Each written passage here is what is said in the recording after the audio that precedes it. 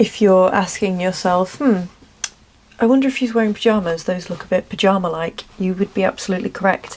I would like to say, however, I have showered and like washed and got ready for the day just to put my pyjamas back on, because I'm having a very self-care, relax, do nothing couple of days off. I've been at work a lot recently, kind of consistently one day after the other, so I'm making a point of having a relaxing couple of days off. I think that's fair. I think we've all been there. On that note, yesterday I spent my first day off cleaning and organising my pins because I just felt like I hadn't done that in a while. I had a Rotten Mango video on in the background, watching some lovely true crime, and I was organising all of the pins that Joe and I will be taking to the July Pinsane event in London for trade. Some of these pins needed a little bit of TLC just because when I ordered them, they were obviously from about 20 years ago, and I wanted to make sure that they look sparkly and shiny and almost brand new, ready to be traded for some pins for our own collection. I thought today I would do a bit of a show and tell, if that's all right with you. I wanted to talk you through what I have for trade so far. There won't be much descriptions about these. The reason these pins are in for trade rather than our own collection is just because I don't want them. They don't necessarily fit a theme that I'm collecting for, or they're just not a style of pin that I particularly want right now, and I'd much rather see them go to a good home rather than just sat as part of a collection that I don't pay too much attention to. This is part of the fun of pin trading and pin collecting. There will be some pins that you come across in life that you just don't necessarily want in your own personal collection or to show off like we have here, so they might as well go to a better home where they can be displayed in all their glory and loved. A little side note, I am currently keeping all of my traders in my pin folio show. This is in the mint and purple colour. I absolutely love this. When I first saw this colour, it was actually being used by Disney and Days Out, Tony and Ollie, at a pin trading event, and when I saw it I was like, that colour is like, that colourway is amazing, and so I really wanted one for myself. I was going to buy one anyway. As I said, I know I recently did my Stew Pins convention haul, and I explained that I wanted a pin folio for ages just to show off my pins in a really cool and organised way. So glad I got this. I do actually have a pin folio show XL on the way eventually. But yeah, I just think this is a really fantastic way of showing off your pins because it has a window at the front, as you can see, but then it also has a section inside that you can safely store and organise all of your pins. This is going to be a very relaxing video where I'm just talking you through all of the pins we have for trade right now. So please get a snack, get a hot drink, get comfortable, because we're going to be talking for a little while. The first bit I'm going to talk you through is this window at the front here. I'm going to do my best to show you each pin. I'm not going to go into too much detail, only because I don't really have much to say about each pin and I don't want to bore you basically, so let's go. Without that being said, let's go. So number one, we have this Cleo terrarium pin. This is part of a terrarium series called Where Fantasy Grows, a Disney terrarium series. I actually picked this out, I guess unknowingly, from a Bing Op on the road. This was run at the Stew Pins convention. They had a little mystery box at the back, and you could do like a lucky dip for £10, and I pulled that one out. This is simply up for trade just because I don't collect Pinocchio, nor do I collect the terrarium series right now. I have seen one for The Princess and the Frog, which I might do at some point, but I don't know, we'll see. I've then got this Only For You Mickey and Minnie. I'm gonna be honest, the only reason I'm not keeping this is because it's bright pink. I do have a Mickey Mouse collection just behind me, and some mini pins have gone in that. I don't really collect Minnie Mouse at this moment. I prefer Mickey, even though they're a package deal, and Minnie is just as beautiful of a character as Mickey is. But yeah, this particular style of pin right now, I'm not fussed for, so I would rather see somebody else take it to a good home. I then have a series of princess pins. Some of these were bought at the Stupins trading event. There was a lovely man called Brian who was selling pins for either £4, £5, £6 or £7 in these big plastic boxes. So I managed to get a hold of a Princess Jasmine. Can you see her? There we go.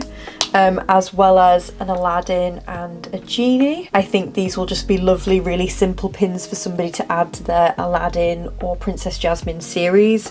I personally don't collect her right now. I don't think I ever will. So I just thought they'd be nice to have. And I also have this little Jasmine here. Alongside that style of princess pin where it's just sort of cut off at their shoulders, I will show you these three together just because they're essentially the same pin, just different characters. I have Pocahontas, Meg and Ariel. These are all really beautiful, and I'm actually wondering if these are a part of a set, I suppose, that was maybe released at the same time with Jasmine.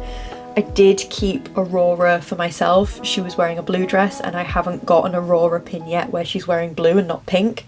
So I kept that one for myself for my own Sleeping Beauty set, but I thought that these pins would be a really nice addition. I've also decided to purposefully put them on the front with the white background just because I think they'll stand out really nicely and it shows off the colour. These pins are from 2006, I believe, and on the back it says they were a part of a lanyard pin series. So I'm guessing that means that they were sold on a lanyard that you could buy as like a booster set or something. If there's any pins as well that you see on here that you would maybe like for your own collection, it might be nice to actually pop a comment below the video and we can start a trade going now. For anyone that's maybe new to the channel, Joe and I collect several different pins.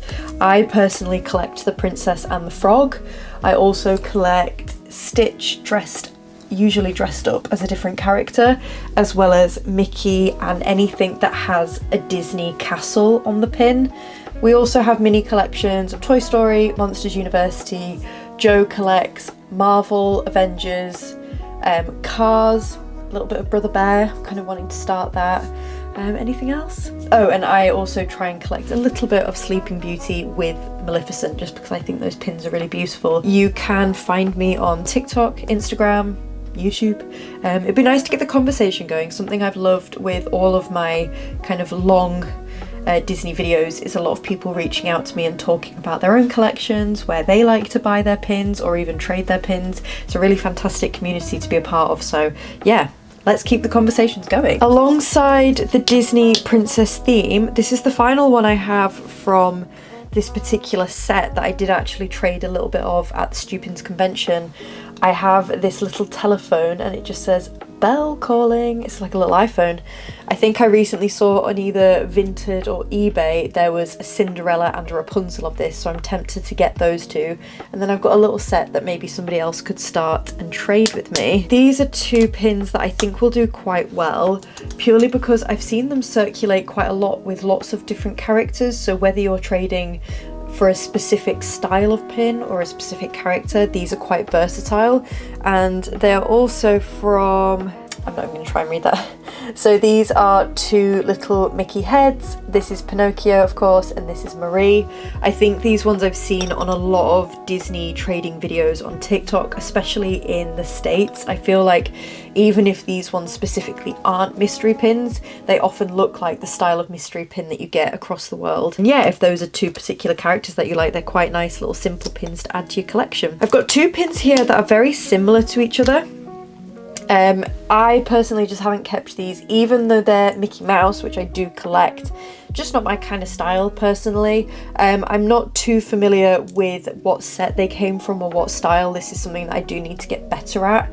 But I know that one of these, both of these are a hidden Mickey. This one is from a set 3 of 5. This one's 4 of 10. So they are two different sets. But that's just some nice little simple ones. You can see for reference the size as well. I am really doing my best to try and educate myself more on pins, not only just to understand more of the background, the artist, why are they so expensive sometimes, or why are they so in demand. I am obviously learning a lot as I go along, and the community is so friendly and so kind when it comes to just discussing pins and educating one another, because you know, some of us have only been doing this for, what is it now, like 6 months. So we, as in me and Joe, still have quite a way to go when it comes to our collection. But one thing I really appreciate is everybody's just so nice. And like I said, there's been so many conversations started just within this page that I've created, of what pins people like, why do they collect them, do they have a specific style that they want to collect. Like, it's just great, it's just good fun. So I have been for the past couple of days on my Pin Central trying to not only build our collection on our page and sort out our traders, but also just figure out where some of my pins are from. I think it makes a responsible trader and collector just to have a little bit of knowledge and education behind the pins that you are wanting to trade. It also makes it a bit easier when, I'm just going to shut this a little bit, when you have a trade that's about to happen. Sometimes the person you're trading with will ask you, you know, do you know the value of your pin? Because sometimes for them it is as simple as, we want to make sure it's value for value, not just trading for the sake of it, I suppose. So something that I really did try and do with the few pins that we had for the Stew Pins event was create a little spreadsheet with what they're roughly being sold for on eBay. That often seems to be where a lot of people turn to, but also my Pin Central kind of gathers all of that information for you. And what I've seen is that once you've kind of sorted your collection out on your page, there is an option to actually print it out. I don't think I'd print out our whole collection. I think I'd rather just have pictures on my phone, but I will most likely be printing out my in search of, or ISOs as people call it, just to make it a little bit easier on the day. Moving on swiftly, just a couple of miscellaneous pins that we have. I've got this little Baymax as a plane or car with wings. I don't know, I guess it's more of a car because like Baymax on his costume has wings. We've also got this Gwen pin from Into and Across the Spider-Verse.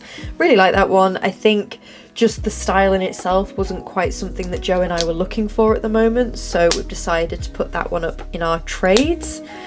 We've then got this little Minnie Mouse, like a gift box, I suppose.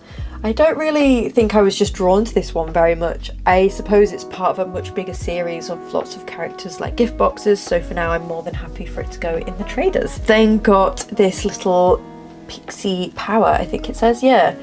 Pixie Power, try and get it in the light a little bit. It's of course Tinkerbell with some little stars. Got a little Minnie and Mickey here. Now these aren't part of a set, but I've purposefully put them together in my Pinfolio just because size wise they're very similar. So actually if somebody just said like, oh, can I have both, then I would happily give both, but they're quite clearly not from the same theme. This one's a bit more modernized, she's got sunglasses, she's a little bit of a diva. This one is Mickey dressed like a little barbershop. Maybe that's like a, what's it, Mary Poppins or something? Who knows? This is what I mean. I need to understand my pins a little bit more before I'm just trying to like give them away to people. The nice thing is actually though, when somebody is maybe interested in one of your pins, they clearly might have a little bit more knowledge on that pin that they want. So that's also a really nice conversation starter. And if you're someone like me who's not good at small talk and is not good at starting a conversation, things like this, like I think pin trading has really brought me out of my comfort zone and allowed me to speak to new people and sort of let go a little bit, I suppose. I've got this little section here of Mickeys that are all from the same, I think it was a collection in 2006 that was launched, and it's Mickey Mouse Inspirations. So he's almost dressed as like different jobs and different kind of cultural things, I suppose. I've kind of described that terribly, but basically he's just dressed up in all these different little outfits. I can't figure out what each of them are, which makes this such a like terrible description. As far as I'm aware, they were a part of a big launch. I've got a couple that I've chosen to keep. There's one where he's dressed as like a Disneyland tourist, and then there's one where he's in a little raincoat, and I just thought they were really cute. I wanted to keep them for myself, that's totally fine. And I've chosen to put these 3 up for trade. Those are all of the pins that are in the show part of the pin folio, so I'll just show you now.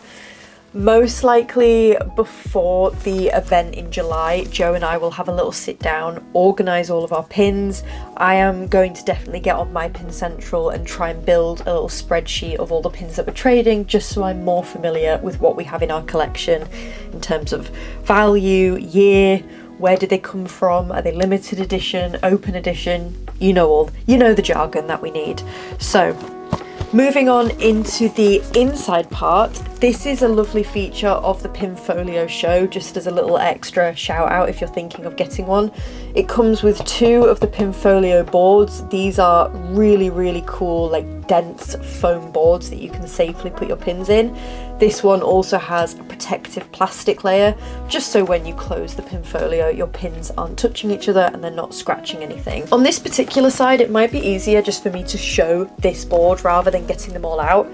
These were all bought from Vinted in 3 separate bundles from the same seller. This is an ex-collector who was deciding to really tone down their collection. I don't know why he would do that, but obviously everyone has their reasons.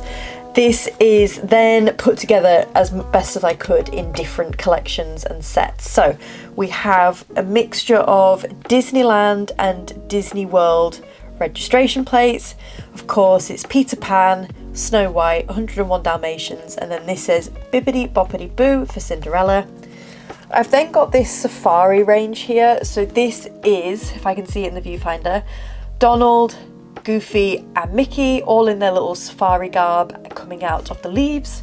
We've got an astronaut Mickey here. This is the same pin. Something I'm going to try and do at my next event is speak to a professional and see if they can tell me if one of them is maybe not real. It's unfortunate that one of these may be fake. I just could be an awful bad kind of judge of character, not judge of character, like judge of fakes, I suppose. I haven't seen enough of them yet to build my knowledge on how to identify a fake. However, the quality of one of them, in my opinion, just seems a little bit better than the other. The colouring is ever so slightly off. Now, these pins, as far as I'm aware, are about 20 years old. So I'm also being very considerate of the fact that maybe the pin has just aged ever so slightly.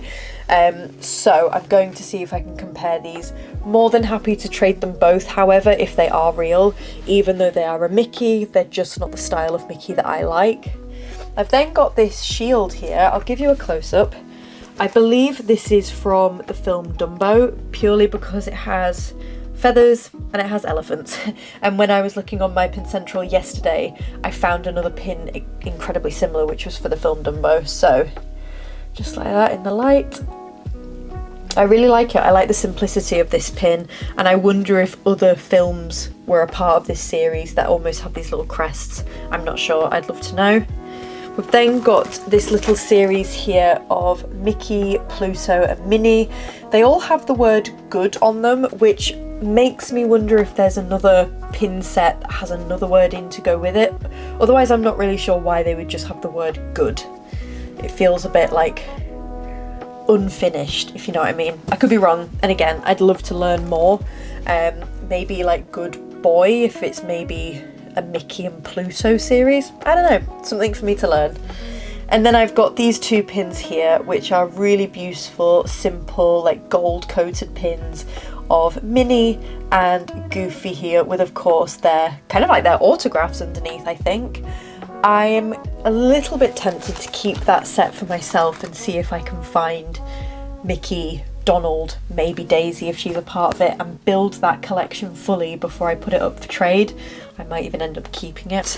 We will see. I just think it's nice at the minute actually to have a few sets, whether somebody wants to start a new set and we can just give them a boost, or if they just need one specific pin to finish a set. It's always nice to have this as an option for people, and it's definitely something that Joe and I are trying to get better at.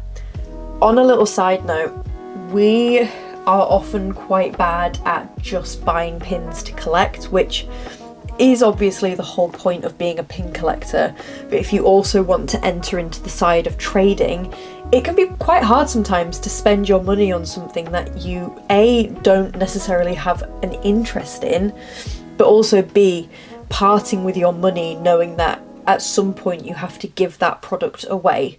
Now, yes, you do get something back, and obviously it will be a pin that you want, hopefully, but it's an interesting thing to try and wrap your head around. And last night we were on the Stu Pins live sale. Amazing night, highly recommend if you just want like a fun Friday or Saturday night on Facebook Live.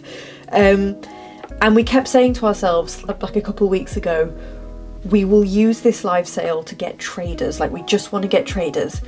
And then lo and behold, none of the pins we bought last night were for trade. They were all for keeps.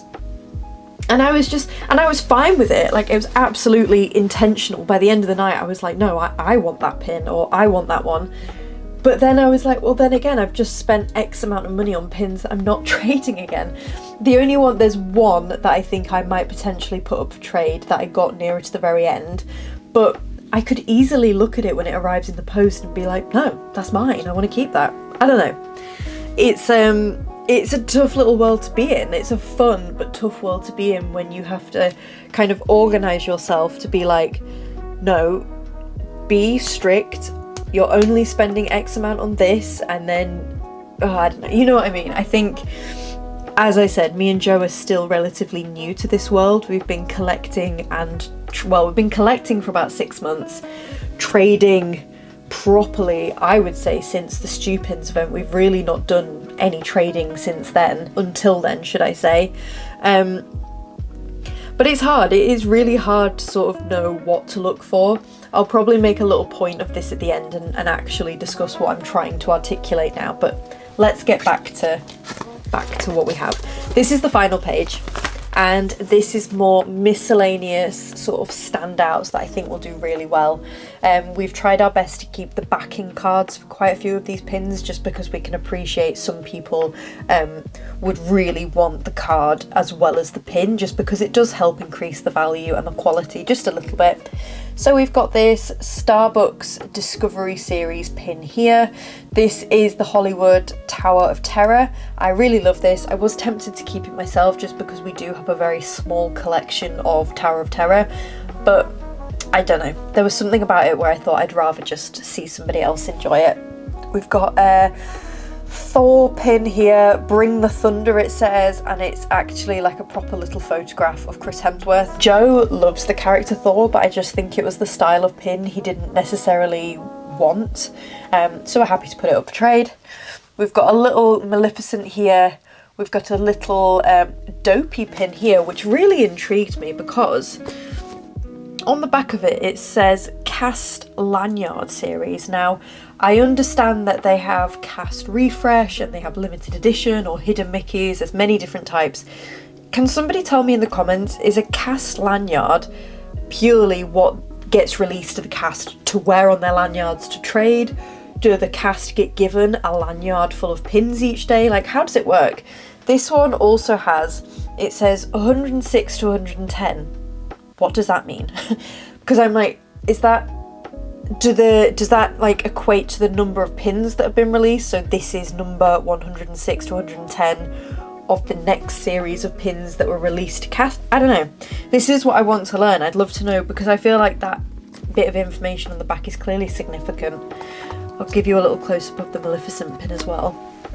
Just there.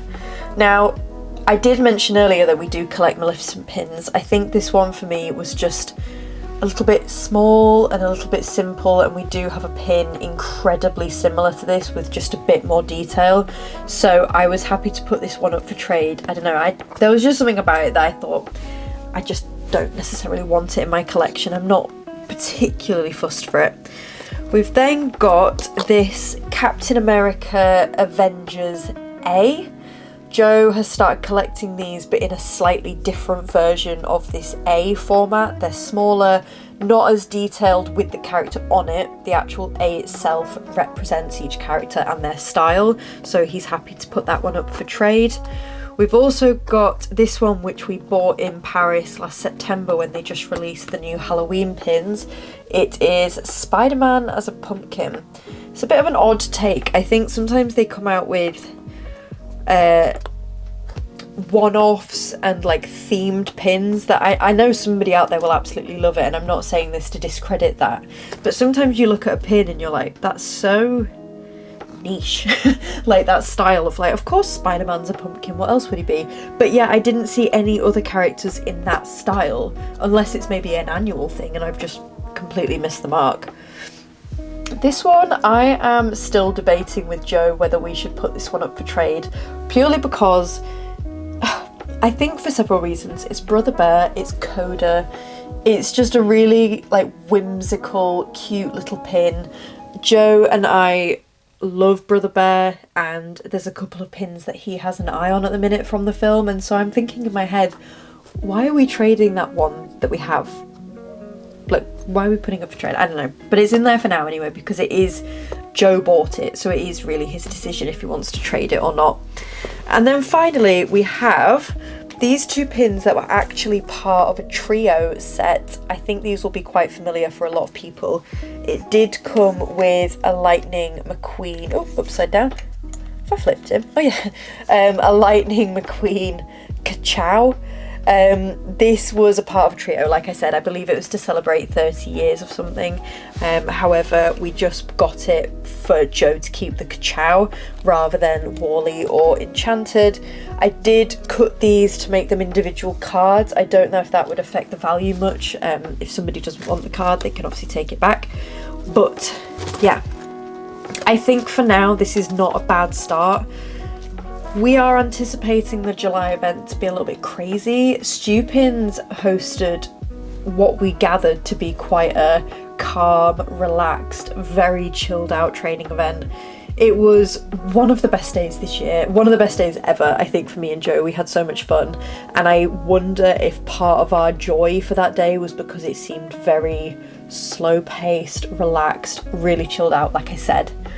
We know that the Pinsane events are a little bit different, partly because they've been running now for several years. It's a very established event, and even in the adverts for it, whoever's writing their Facebook post knows how to create a buzz, because they were basically saying so many tickets sold this like last year, this many tickets were sold, so we're definitely expected for it to sell out quick, yada yada. And I was like, oh.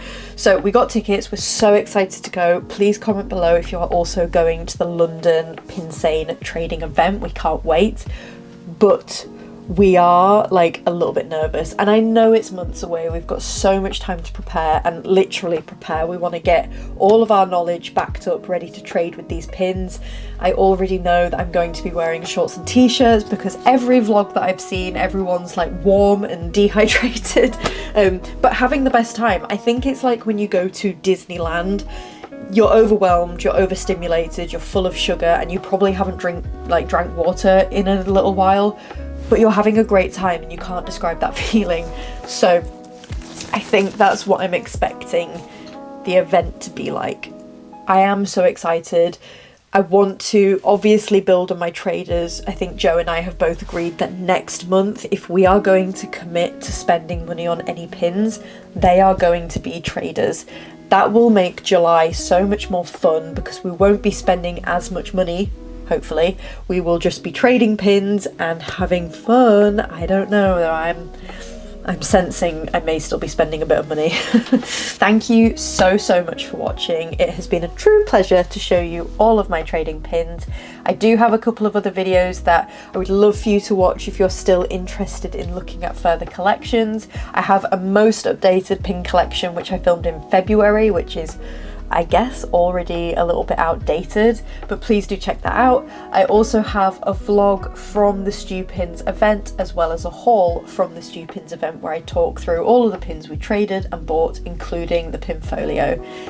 I also have, coming up, what I'm expecting to be quite a big delivery from Stu Pins, including accessories, pin folios, pins and more. So if you like watching any sort of haul videos or just pin collection videos, or if you just want to learn a little bit with me and I can kind of help you and guide you through starting pin collecting, look out for that, because I think that'll be a nice series of videos that I can create for you. Anyway, on that note, I'm going to leave you. I hope you have a fantastic weekend, whatever you are doing, and I will see you in the next video. Mwah.